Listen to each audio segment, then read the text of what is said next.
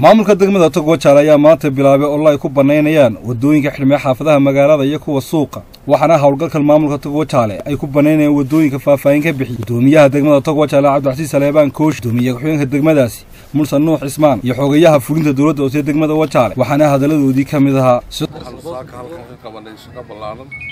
furay ilaa 8 wado oo magaalada Togwa Jaale wadooyinkaas oo dadku ay nagala shaqeynayeen degan wadooyinka oo mas'uuliyiinta iyo ganacsatada iyo culimada iyo dumarkii iyo dhalinyaradii cid waliba ay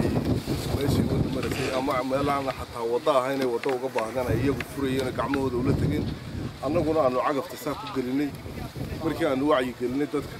ee la isla qaatay wadooyinka la saaro si biyo gelintuna iyo nidaamkeedu u dhameystirmo ayaa saaka noo fushay qaybo fara badan oo magaalada ka mid ah insha Allah inaanu halka ka sii wadno baan ku rajo weynahay waxaan halkan uga mahadnaqayaa dadweynaha reer Togwa Jaale yar iyo weynba ganacsatadeeda culimada waxgaradkeeda haweenkeeda dhalinyaradeeda dhammaanteed waxaan ugu mahadnaqayaa hawsha ballaaran ee shaqada nagala shaqeeyeen dawladda hoose wax kaloo halkan mahadnaqayaa ballaaran dawladda hoose oo si fiican iyaguna hawshaas u waday waxaan aad iyo aad ugu ducaynayaa oo ugu mahadnaqayaa dadka nagala qayb qaatay hawshaas ee faraha badan leh aan tiro lahayn barina nagala qayb qaadan doona ayaan aad iyo aad ugu mahadnaqaynaa imika waxaynu galaynaa in loo sameeyo toon baleenkii magaalada ayaa la gudagelayaa in wada kasta oo xiran baa iyaduna waajiba in la furo si biyo-gelinta degmada Togwa Jaale ay u fududaato taasaan u sheegayaa bulshooyinka ku dhaqan degmada Togwa Jaale fariinta kale uu gudbinayaa maanta waxa weeye waxay nagu soo aadan diiwaangelintii bay nagu soo aadan oo bilaami doonta maalin dhow waxaan u sheegayaa dadweynaha degan degmada Togwa Jaale waanu ognahay cududooda iyo sidii kaambeynada uga qayb qaataan waanu ognahay abaar culus baa sanadka dhacday ilaahay baanu ku baryanaa inuu isagana madar khayr qabe wada gaarsiiyo caama deeqda ilaahay baa lagu dhirgaa waxaanu sheegaynaa degmada bulshada ku dhaqan degmada Togwa Jaale inay diiwaangelinta ku soo socotana ay u diyaar garoobaan waxaan ka direeyaa tacsiibaan maanta ka direeyaa tiiraanya leh oo shalay ka dhacday Gabiley iyo inta u dhaxaysa kala baydh waxaan leeyahay marxuumiintii halka ku dhintay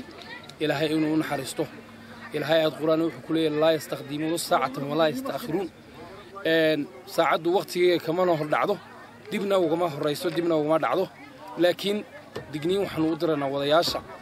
dadka bila human being-ka wada waayo dadka ay wadaan waa bila aadan weeyii shalay toole halka waxa ka dhacday geeri aad iyo aad u foolxun Soomaaliland maanu ka tacsiyadeynaa in shilka dhacay waxa waajiba in la baaro oo waxa weeye degdeg loo baaro waxaanu ballan qaadanaa inay sii socon doonaan galbeedka markaanu dhameeyno barigaan bilaabi doonaa insha Allah marka